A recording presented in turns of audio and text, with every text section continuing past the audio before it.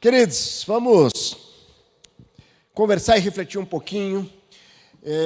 O que Deus estava falando no meu coração essa semana, algo muito especial, que tem a ver com relacionamento. Na última semana, na última quinta, nós falávamos um pouco sobre o nosso relacionamento com o mundo e como nós somos contaminados pelo mundo, como nós temos sido influenciados muitas vezes pelo mundo, pelas mazelas desse mundo. Mas isso tem a ver com aquilo que nós transbordamos dentro de nós. E hoje eu quero trabalhar um pouquinho a dimensão dos relacionamentos e como é que nós podemos viver as injustiças dos relacionamentos, não perdendo o foco naquilo que Deus tem para nós. Quando nós falamos em relacionamento, nós estamos falando de 3 níveis de relacionamento. O primeiro nível de relacionamento seria o nosso relacionamento com Deus. Deus sempre se relaciona conosco, Ele está pronto para se relacionar conosco, Ele é o nosso Criador. Hoje eu conversava com uma irmã em Cristo que se converteu hoje e que eu falava um pouquinho se ela era filha de Deus e como a diferença entre criatura e filha de Deus. Nós somos filhos de Deus a partir do momento que nós aceitamos Jesus como Senhor e Salvador e nós desenvolvemos um relacionamento mais íntimo com o Senhor. Porque eu posso me relacionar com Deus de uma forma superficial, olhando para um Deus histórico, eu posso me relacionar com Deus como pai. Como é que você se relaciona com o Senhor? E esse é o primeiro nível de relacionamento que nós precisamos olhar para o nosso coração e fazer essa pergunta: será que eu estou me relacionando com Deus como um Deus que é pai, como um Deus que tem o controle da minha vida, que é o dono de todas as coisas, que é o soberano?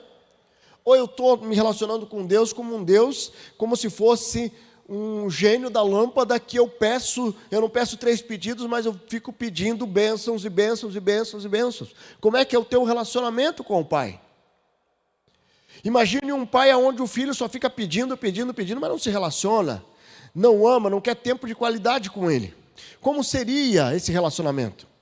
E essa é a primeira dimensão do relacionamento. E Deus sempre, quando se relaciona conosco, nós precisamos entender que um dos caráteres de Deus é a justiça. E Deus é justo em tudo o que Ele faz. Deus nunca vai agir com injustiça, nunca. Por mais que muitas vezes nós não entendamos os desígnios de Deus, as ações que Deus permite que aconteça, algo que Deus permite que o mundo desenvolva, mas uma coisa é certa: Deus é justo e nunca deixará ou será obrigado a fazer algo que Ele não queira. Então, dentro da justiça de Deus, nem sempre a justiça de Deus vai ser justa aos nossos olhos, porque a nossa natureza pecaminosa leva a ter uma régua de justiça diferente. Mas além dessa dimensão do nosso relacionamento com Deus, tem um outro nível de relacionamento, que é o relacionamento comigo mesmo. Então, a partir do momento que eu me relaciono comigo mesmo, partindo do relacionamento com Deus, eu consigo me enxergar de uma forma diferente. Porque se eu me relaciono comigo mesmo somente na perspectiva da cosmovisão humana, então eu estou a todo momento me comparando, eu estou a todo momento fazendo uma avaliação de mim a partir das minhas experiências. Então, eu estou fazendo avaliação de eu a partir das minhas experiências.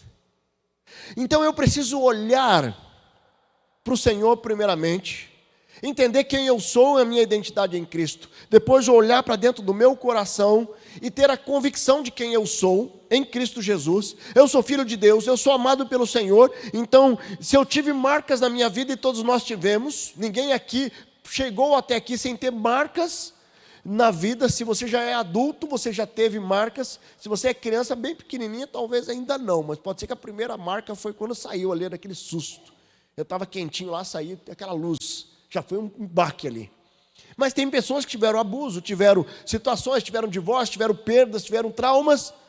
Mas eu preciso, a partir da perspectiva do meu relacionamento com Deus, olhar e falar assim: como é que eu me relaciono comigo mesmo? Eu conversava com um jovem essa semana e ele falava assim: eu sou muito duro comigo mesmo. Eu sou muito duro. Eu me cobro muito. Mas só que essa cobrança exagerada de si mesmo fazia ele viver uma infelicidade constante. Porque ele aprendeu, dentro da cosmovisão dele, que ele teria que ser excelente em tudo. E eu preciso ser melhor em tudo. E ele não entendeu que Deus deu a ele um potencial para ele fazer o melhor que ele pode fazer. E não o melhor em tudo. Quando eu quero ser melhor que todo mundo, e aí eu gero um descontentamento, porque a todo momento eu estou procurando alguém melhor do que eu, para que eu possa fazer mais. E ao invés de tentar desenvolver todo o potencial que Deus colocou em mim. Então, a partir desse relacionamento com Deus, a partir do relacionamento comigo mesmo, e aí eu consigo trabalhar e desenvolver um relacionamento saudável com quem está ao meu lado, independente de quem seja, independente das atitudes. E por isso que eu quero hoje fazer essa reflexão, como é que nós podemos vencer as injustiças desses relacionamentos, na dimensão vertical, na dimensão humana, com foco na solução e não no problema, com foco naquilo que edifica e não aquilo que destrói. Mas eu preciso primeiro passar dessa dimensão, do meu relacionamento com Deus, do meu relacionamento comigo mesmo. Como é que você se relaciona consigo mesmo? É muito comum muitas pessoas deixar de viver o propósito, o seu propósito, porque dão ouvido às muitas pessoas que roubam alegria do coração, pessoas que emprestam a boca para Satanás, para gerar acusação, pessoas que perdem o foco porque são dirigidos pelas injustiças, pela opinião dos outros. Eu quero te dizer que Deus, o que Ele tem para você, ninguém pode impedir. Somente você, dentro do seu livre-arbítrio, você pode decidir não se relacionar com Ele e não viver o propósito que Ele tem para a sua vida. Então, eu quero trazer uma reflexão. Eu queria que você abrisse sua Bíblia lá em 1 Samuel, do capítulo 1. Nós vamos estudar sobre o milagre que aconteceu, que Jesus fez na vida de uma mulher chamada Ana. E nós já pregamos sobre Ana aqui, mas eu quero trazer sobre a injustiça que ela sofreu, não de Deus, a injustiça que ela sofreu dentro do contexto social que ela vivia. Você está sendo perseguido lá no seu trabalho?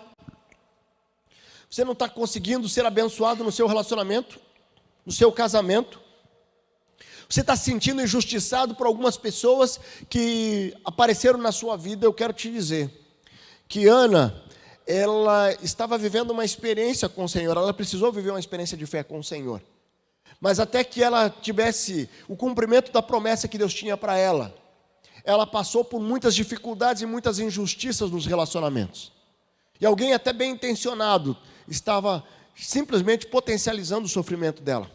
Eu quero te dizer que independente do teu sofrimento, independente daquilo que você está vivendo no seu trabalho, no seu casamento, com os seus pais, com os seus irmãos, eu quero te dizer que Deus é um Deus que quando eu me relaciono com Ele e eu entendo quem eu sou, minha verdadeira identidade, eu consigo restaurar os relacionamentos. Eu consigo restaurar as injustiças que ocorrem na minha vida.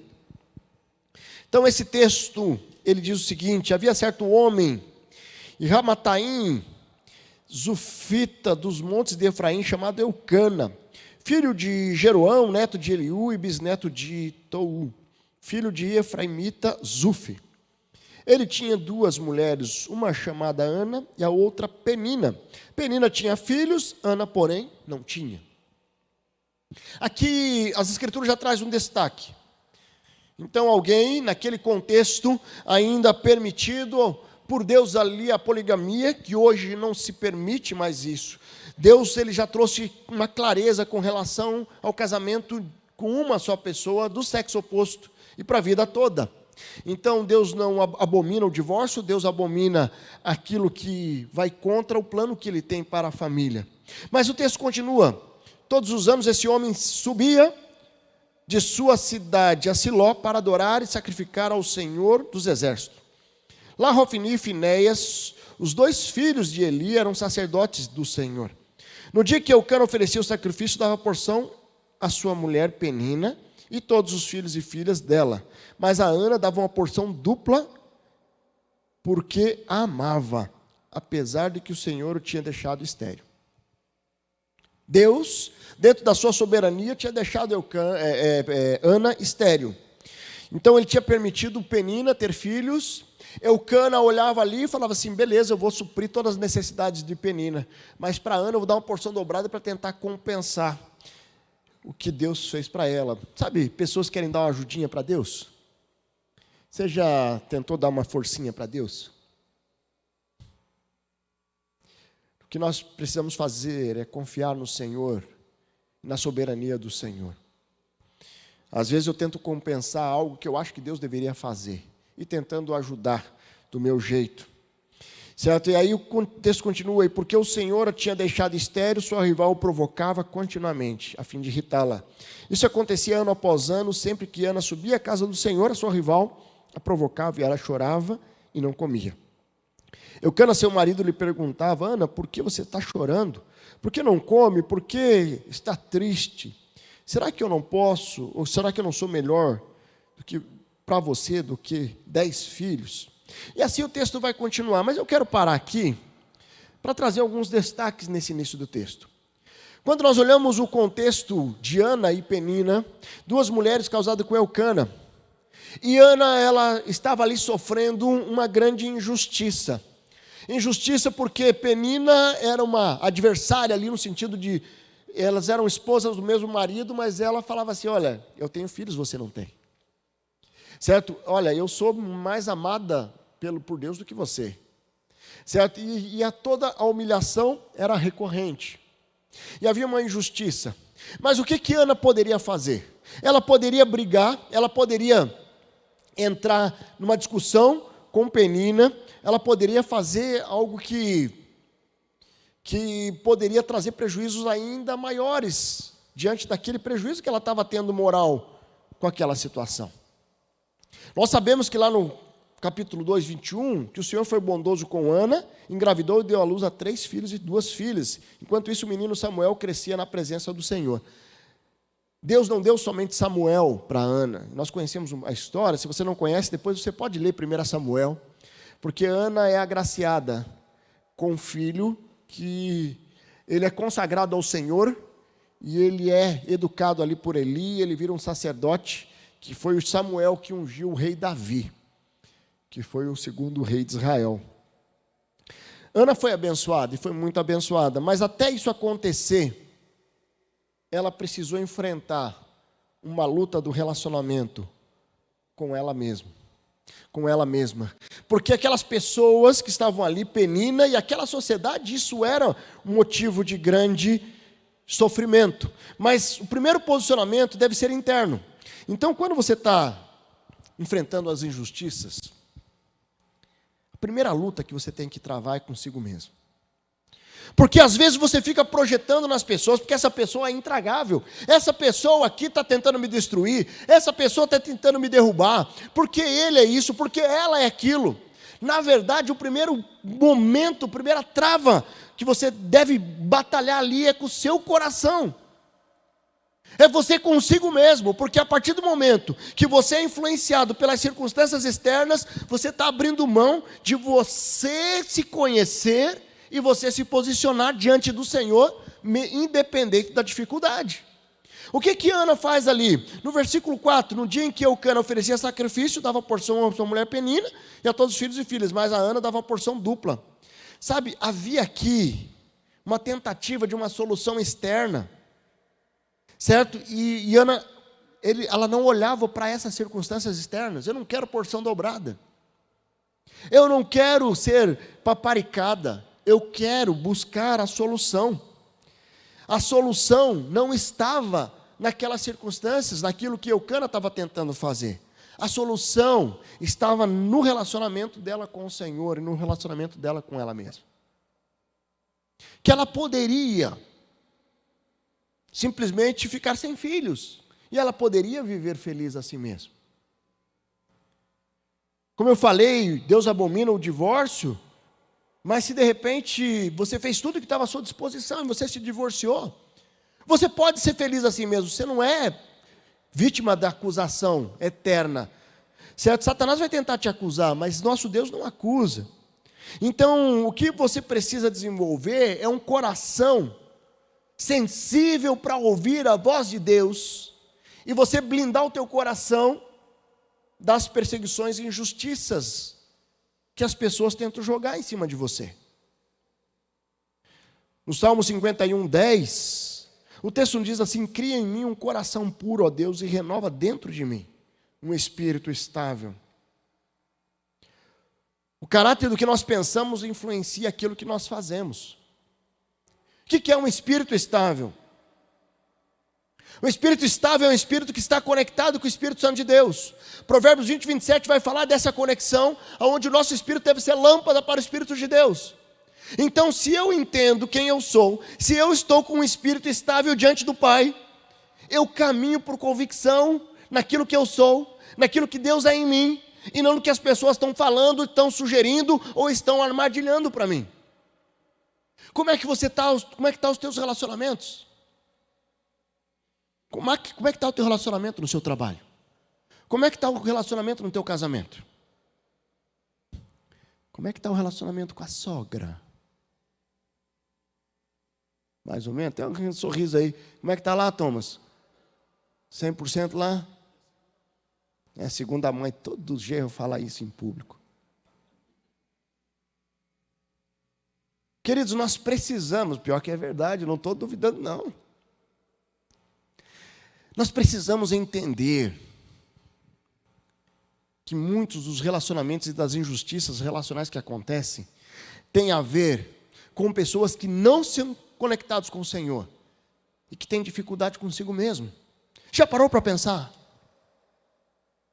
Porque com muita facilidade eu acuso, essa pessoa é injusta, essa pessoa é intragável, essa pessoa é amarga. Mas você nunca parou para perguntar como é que é a vida dela? Que ela não tem o Espírito Santo de Deus, por isso não tem como externar o fruto do Espírito. E ela tem marcas na vida dela que nunca foram tratadas e ela está jogando em você aquilo que ela recebeu. Mas quando eu conheço e sei quem eu sou e eu estou conectado com o Espírito Santo de Deus, pode vir, pode falar, não tem problema não. Pode vir os vascaínos dizer que o Flamengo empatou ontem, não tem problema não. Certo, eu sei quem eu sou. Mas sabe o que acontece? Nós precisamos olhar para o nosso coração. Provérbios 14:30 diz: o coração em paz dá vida ao corpo, mas a inveja apodrece os ossos. Às vezes eu estou num ambiente onde eu acho que os meus relacionamentos são um lixo, e eu começo a olhar, mas aquela lá, aquele ali, aquele lá, mas eu não conheço a história, e eu fico vivendo de aparência. É como uma foto que eu vi nessas redes sociais aí, que aparece o cara no avião, aí diz assim: não acredita em tudo que você vê. A hora que abre a câmera assim, o cara está com um vaso sanitário aqui, a janelinha no vaso sanitário, e uma imagem aqui no computador das nuvens. E quem olhava, eu achava que era um avião. Certo? E tem pessoas que olham assim: puxa, olha, essa pessoa está lá, não sei aonde. Tem pessoa tão feliz. E eu começo a olhar para os relacionamentos ao meu redor. Eu começo a deixar ser destruído pelas pessoas que emprestam a boca para Satanás. Eu vou usar esse termo de novo, porque tem muita gente que parecem enviados do capeta mesmo, para tentar te atazanar, para roubar a alegria, né, Josi? Tem gente que só Jesus na causa. Tem gente que, se você não respirar fundo, então, primeiro destaque que eu trago aqui: cuide do seu interior. Cuide para não acumular lixo aqui dentro, para que você tenha condição de se relacionar de forma saudável com o Senhor e com as pessoas que estão ao seu redor. E eu olho para Ana, e Ana, ela precisou cuidar do coração dela. Porque você não vê ela brigando com Penina, você não vê ela brigando com Eucana, você vê ela clamando, chorando, se derramando diante do Senhor. E o segundo destaque, eu olho para a vida de Ana. Ela foi e direcionou a solução no problema central e não no problema periférico. Qual que era o problema central aqui de Ana? Qual que era o problema dela? Era Penina? Qual que era o problema dela? Ela estava estéril. Penina tinha alguma coisa a ver com isso? Penina conseguia engravidar ela? Não. Por que ela vai ficar discutindo com Penina, sendo que o problema dela não ia ser resolvido? Penina era um ruído periférico. O problema dela era a esterilidade, porque a partir do momento que ela engravidasse, o que ia acontecer? Todos esses problemas periféricos iam sumir, desaparecer. E para onde que ela vai? Ela vai para a presença do pai. Lá no versículo 6 nós vemos ali, porque o Senhor a tinha deixado estéril. Foi o Senhor que deixou estéril. Não foi Penina, não foi Eucana, foi o Senhor. O Senhor havia deixado estéril. Sua rival provocava continuamente a fim de irritá-la. Mas a solução ali no versículo 9, mas certa vez quando terminou de comer e beber em Siló, estando o sacerdote ali sentado numa cadeira, junto à entrada do santuário do Senhor, Ana se levantou e com a alma amargurada chorou muito e orou ao Senhor. E fez um voto ao Senhor: ó Senhor dos exércitos, se me deres atenção à humilhação da tua serva, te lembrarei de mim, te lembrares de mim, e não te esqueceres da tua serva, mas lhe der um filho, então eu dedicarei ao Senhor por todos os dias da sua vida, e seu cabelo e sua barba nunca serão cortadas. Aqui nós claramente vemos ali Deus agindo e atendendo a oração de Ana. Mas Ana foi buscar na fonte. Às vezes você está tão preocupado com problemas periféricos quando você precisa trabalhar na origem. Tanta gente no casamento que quer apagar o incêndio do casamento, mas não trabalha a origem do casamento. Já estão há 20 anos brigando. E aí, de repente, você olha assim, mas você sabe por que ele age assim? Por que ela age assim? Não. Então, por que você não vai tratar a origem do problema? A todo momento, eu não consigo parar em emprego nenhum. E eu vou e mudo. E eu não prospero na minha vida profissional. E eu nunca parei para pensar, por que será que isso acontece? Se tem alguém que consegue ficar 20 anos numa empresa e eu não paro em nada, é que a todo momento eu estou tentando culpar os outros. E eu vou por problemas periféricos e acusando e atribuindo a culpa a outros, e eu não olho para dentro de mim e falo assim, mas qual que é a origem do problema? De repente eu preciso ressignificar o que é compromisso, o que é profissionalismo, o que é inteligência emocional. Porque às vezes falta inteligência emocional para permanecer no emprego. Hoje as empresas esperam mais pessoas com inteligência emocional do que com capacidade. Muitas vezes pessoas tentam resolver problemas de forma tão periférica, ficam entrando em discussões inúteis, discussões que não chegam a lugar nenhum. E não percebe que lá em Efésios 6, o texto vai dizer que a nossa luta não é contra homens, contra a carne, mas contra principados e potestades do ar. De repente você está tão preocupado nessa discussão que você está levando há tanto tempo, e você não percebe que Satanás só está ali como fantoche, fazendo essas intrigas acontecerem. Com que tristeza que eu vejo irmãos em Cristo se acusando, irmãos em Cristo, certo, gerando um desserviço para o Evangelho, por causa do orgulho, por causa da falta de sabedoria, porque não entenderam a origem do problema. Quando nós vamos ali em 1 Pedro, nós vemos uma sequência muito clara de que o orgulho, às vezes, impede de eu tratar a origem do problema. Porque ali Deus se opõe aos orgulhosos, mas concede graça aos humildes, e Ele nos orienta a lançar sobre Ele toda a sua ansiedade. Se você tem uma ansiedade, você precisa lançar diante do Senhor, entendendo que o seu orgulho, querer fazer a justiça do seu jeito, faz você perder o foco da essência do teu chamado e do teu propósito. No versículo 8 vai falar que devemos vigiar e orar para que Satanás não venha fazer festa na nossa vida, porque ele anda ao redor como um leão procurando a quem possa devorar. Se você tem caminhado com orgulho, tem um coração orgulhoso, vai lá e faça um estudo sobre esse texto. 1 Pedro 5, 6, 7 e 8. Você vai ver que tem tudo a ver o orgulho com a ansiedade e com a ação de Satanás na sua vida. Qual o problema periférico que você tem? Gastado energia, correndo, sabe aquele cachorro que corre atrás da moto, a hora que a moto para, ele vai e desvia.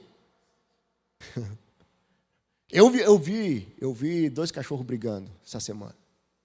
Um cachorrinho parece mais pequenininho, mais metido. E ele chegava, a hora que ele saía para trás. Daqui a pouco ele voltava, sabe? Mas era só barulho. Tem muitos barulhos. Tem muitos barulhos levando você a tomar decisões equivocadas.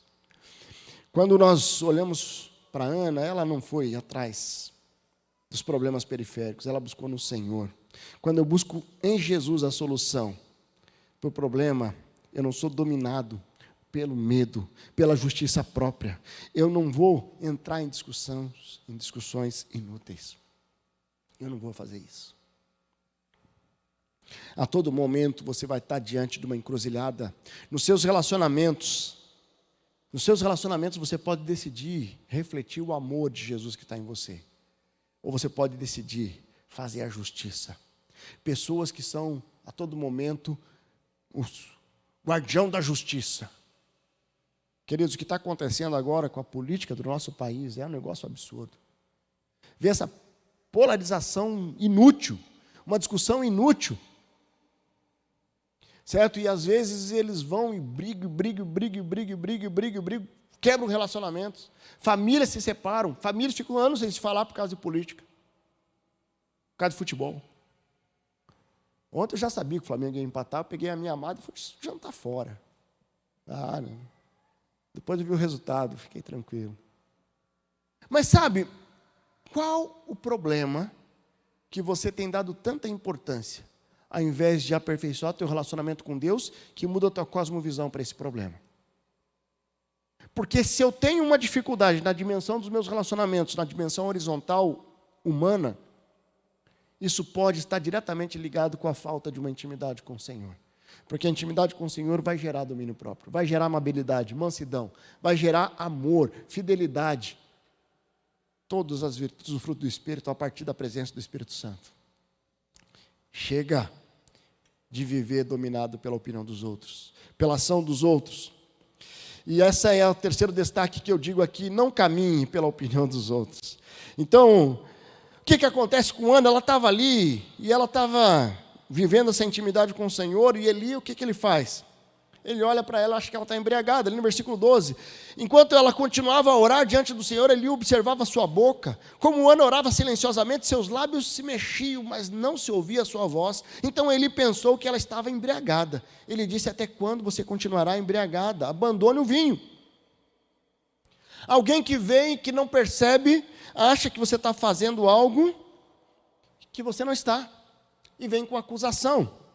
E Ana respondeu: não se trata disso, meu senhor, eu sou uma mulher muito angustiada, não bebi vinho nem bebida fermentada, eu estava derramando minha alma diante do Senhor. Caminhar na direção de Deus é não deixar as pessoas direcionar as suas decisões. Quando eu sou muito dominado, influenciado pelas pessoas na minha caminhada, é porque eu não tenho uma conexão com aquele que me direciona. Porque quando Deus está me direcionando, se vem uma informação que não está alinhado com a direção de Deus, eu já vou identificar.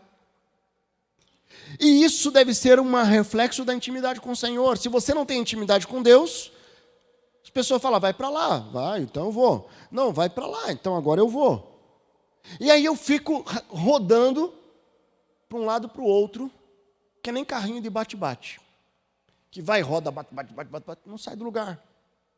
Eu preciso viver a intimidade com o Senhor. E essa intimidade vai me blindar das influências ou de eu caminhar e tomar decisões baseadas na opinião dos outros. A palavra nos orienta, sim, a buscar a multidão de conselheiros confiáveis. Mas a principal decisão, você pode buscar conselhos, mas a decisão final deve ser sua com o Senhor. E você intimamente deve transbordar isso.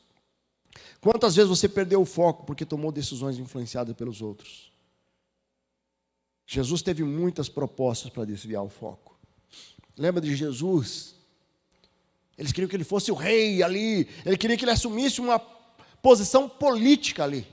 Ele não veio para ser político ali naquela geração, naquela sociedade. Ele veio para vencer o pecado, para derramar o sangue pela minha vida e pela sua vida. Mas só que quando muitas pessoas tentaram distrair ele não tirou os olhos do foco. O que aconteceu com Pedro, com Judas? Eles tiraram os olhos do foco. E eles foram distraídos pela opinião dos outros. Eu imagino Judas, até ele chegar à decisão de trair Jesus, quantas pessoas falaram no ouvido dele? Olha, o problema dele não era financeiro. Ele recebeu as moedas, mas não era financeiro. O problema dele era emocional. Nós precisamos entender que 1 Coríntios 10:31 diz assim: quer vocês comam, bebam, façam qualquer coisa, façam tudo para a glória de Deus. Não caminhe pela opinião dos outros para gerar honra a outros, mas sim para honrar ao Senhor. Honrando ao Senhor, você vai estar honrando as outras pessoas também. Tem pessoas que merecem honra pelo que elas fazem. Se elas abençoam a sua vida, você deve honrá-las sim. Honrar pai e mãe é um mandamento com promessa. Mas você só vai conseguir cumprir a honra na dimensão vertical, se você primeiro honrar na dimensão horizontal, se primeiro você honrar na dimensão vertical. Você tem honrado ao Senhor? Como é que você tem caminhado na sua vida? Como é que você tem reagido às injustiças no seu dia a dia? Nos seus relacionamentos? Quem você desejou enforcar na última semana? Tem alguém? Quem você desejou, sabe aquelas pessoas que começam a ter um sofrimento, e você aqui por dentro, você começa a se alegrar? Só eu que tenho isso? Aí eu preciso olhar para o meu coração e falar assim, não, está errado esse pensamento. Porque para que eu ganhe, ninguém precisa perder. Porque aquilo que Deus tem para mim, é para mim. O que Deus tem de propósito para a minha vida, é para a minha vida. E eu não caminho vivendo o propósito de outros, vivendo a vida de outros. Cada um tem seu espaço. Eu lembro que quando nós engravidamos do meu filho, a minha filhinha tinha 2 anos e meio, 2 anos. E aí eu entrei em crise. Eu entrei em crise porque na minha cabeça, a vinda do meu filho estaria me levando a trair a minha filha. É como se o meu amor por ela, alguma coisa estava estranho e ela ia se sentir desprestigiada ou ela se sentir menos amada. Aí o meu pastor deu uma palavra na época muito abençoada. Falou assim, Deus não divide o amor, Ele multiplica o amor. Se de repente você tem caminhado tentando colocar o amor de Deus numa caixinha, onde Ele divide parte para cá, parte para lá, então eu quero um pouco do amor que Deus está derramando ali, eu quero para mim, está na hora de você repensar a sua visão com relação ao amor de Deus. O amor de Deus não é mensurável, eu não consigo colocar numa caixinha. O amor de Deus é infinito. E Ele ama você como filho, como filha. E o teu propósito, que Ele desenhou para a sua vida, é só você se conectar com Ele cada vez mais, que você vai avançando e crescendo cada vez mais no seu propósito.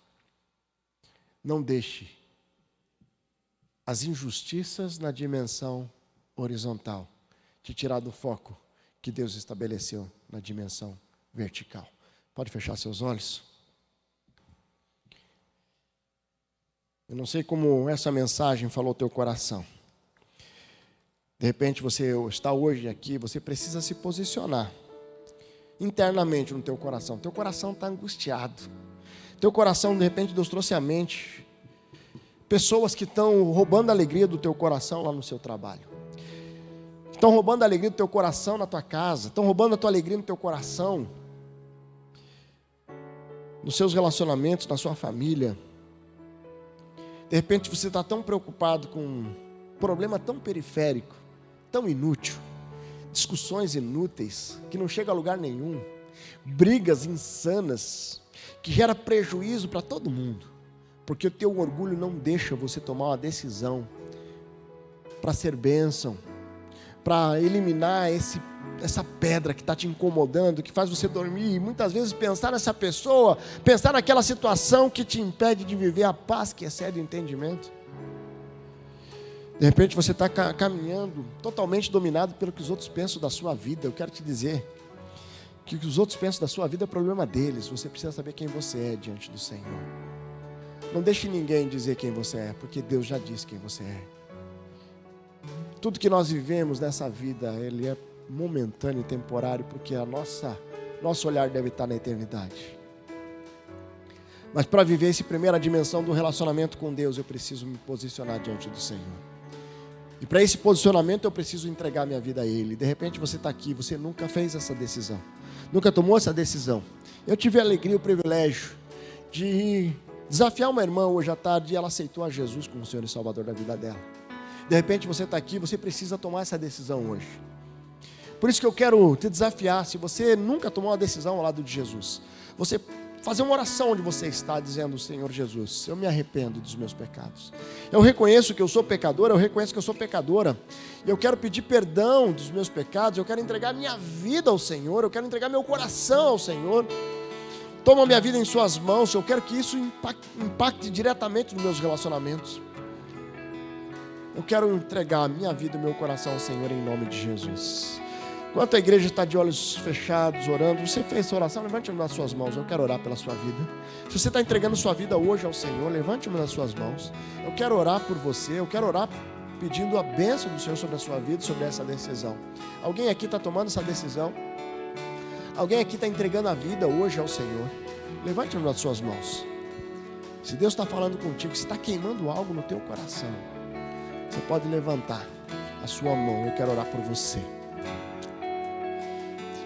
Eu quero trazer um outro desafio aqui. Quem você precisa colocar diante do Senhor? Quem você precisa decidir hoje restaurar um relacionamento? Vamos ficar de pé.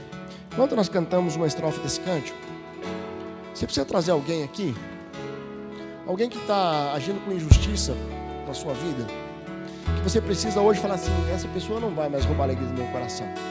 Essa situação, essa circunstância não vai mais roubar a alegria do meu coração, porque eu vou me posicionar, eu vou manter o foco no Senhor, e eu vou me posicionar, que o meu interior seja curado hoje, nessa noite, que eu possa olhar para o problema central pedindo que Deus venha intervir, que esse problema não sou eu que vou resolver, mas é o Senhor, que eu possa caminhar firmado no que Deus pensa de mim, não que os outros pensam de mim.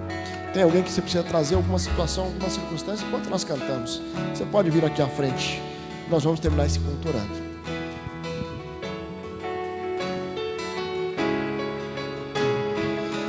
Nós invocamos a semente, a chama e que venha o Pode chegar, se você está tomando uma decisão, trazendo alguém, sai do seu lugar. Entregamos para sempre. Glória a Deus. Cantaremos. Mais alguém, precisa trazer alguém, uma situação, uma circunstância, sai do seu lugar, vem aqui à frente. A chama e que venha o teu reino. Nós nos rendemos e tudo entregamos para sempre. Cantaremos Hosana, Hosana, o noivo.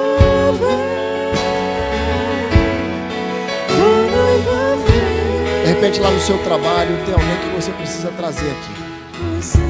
Lá no teu casamento, lá na sua família, irmão, irmã, pai, mãe.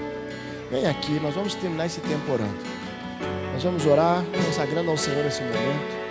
Glória a Deus. Tem mais alguém? Chegue aqui à frente. Várias pessoas chegando. Isso, chega aqui à frente. Ao tomar essa decisão de vir à frente, você está dizendo: eu quero olhar intencionalmente. Eu não vou mais ficar escravo dessa opinião dos outros. Eu não vou mais vou continuar caminhando baseado nessa acusação de Satanás. Muitas pessoas aqui à frente. De repente você está aqui, o Espírito Santo está tocando o teu coração. E essa é uma oportunidade de você dizer: eu quero um tempo novo. Eu não vou mais pautar os meus sentimentos nas injustiças desse mundo. Eu quero me relacionar com Deus. Eu quero conhecer o meu coração, me relacionar comigo mesmo. E trazer um novo tempo para a minha história. Glória a Deus. Glória a Deus. Deus amado, está aqui diante do Senhor, esses irmãos e irmãs que hoje decidem colocar diante do Senhor a vida deles, trazendo diante do Senhor pessoas que têm, de repente, com uma atitude, com um senso de justiça, roubado a alegria do coração. O desejo do nosso coração, ó Pai, que esses irmãos e irmãs possam sair daqui hoje com uma convicção de que o Senhor é o nosso Deus, e que quando nos relacionamos com o Senhor, nós somos capacitados a vencer o orgulho, a vencer a falta de compreensão e entender claramente aquilo que o Senhor tem para nós. Que nenhuma dessas pessoas que estão aqui à frente possam deixar ou permitir que Satanás continue roubando a alegria do coração delas, ou que pessoas que têm de repente agido de uma forma injusta venha tirar a alegria e os sonhos e os propósitos. Tem alguém aqui que está na espera de um milagre. Deus atende, nós clamamos ao Senhor, que o Senhor venha, que o Senhor opere esse milagre, mas mais do que um milagre, que ela possa experimentar essa intimidade com o Senhor, essa experiência com o Senhor. Deus, em nome de Jesus, nós colocamos diante do Senhor a vida desses irmãos e irmãs. Ó Deus, assim como Ana que se derramou diante do Senhor ali, se humilhando diante do Senhor e clamando por um milagre, que ao virem à frente eles possam também se humilhar diante do Senhor, entendendo que o Senhor ouve o nosso clamor, a nossa oração. Ó Deus amado, como nós precisamos do Senhor. Aperfeiçoa os nossos relacionamentos com o Senhor, aperfeiçoa a nossa intimidade com o Senhor, se revela cada dia mais a nós, ó Deus. Esse é o desejo do nosso coração. Nós queremos sim continuar avançando em intimidade com o Senhor. Abençoe meus irmãos e irmãs, derrama bênçãos, ó Deus, que o Espírito Santo do Senhor faça queimar no coração esse desejo de adorá-lo em espírito e em verdade, que eles possam queimar no coração esse novo tempo dado pelo Senhor. É uma nova história, é um novo momento. As pessoas, as circunstâncias não vão mais dominar o meu coração, meus sentimentos, mas o Senhor, é o Senhor que domina. É no Senhor que eu experimento a paz que excede o entendimento, é no Senhor que eu enfrento as batalhas e as lutas, é no Senhor que eu passo pelo vale e pelo deserto, é no Senhor que eu encontro a vitória, porque a vitória não tem a ver com as circunstâncias ao meu redor, não tem a ver com aquilo que é periférico, mas tem a ver com o meu relacionamento com o Senhor, com a vontade do Senhor, com a soberania do Senhor. Abençoa, Deus, derrama a sua graça, a sua misericórdia e a sua bênção sobre os meus irmãos aqui. Coloca, Deus, no coração deles esse amor ardente pelo Senhor, que cada dia mais nós possamos queimar no nosso coração o desejo de adorá-lo para a honra e glória do Senhor, em nome de Jesus. Amém, amém, aleluia.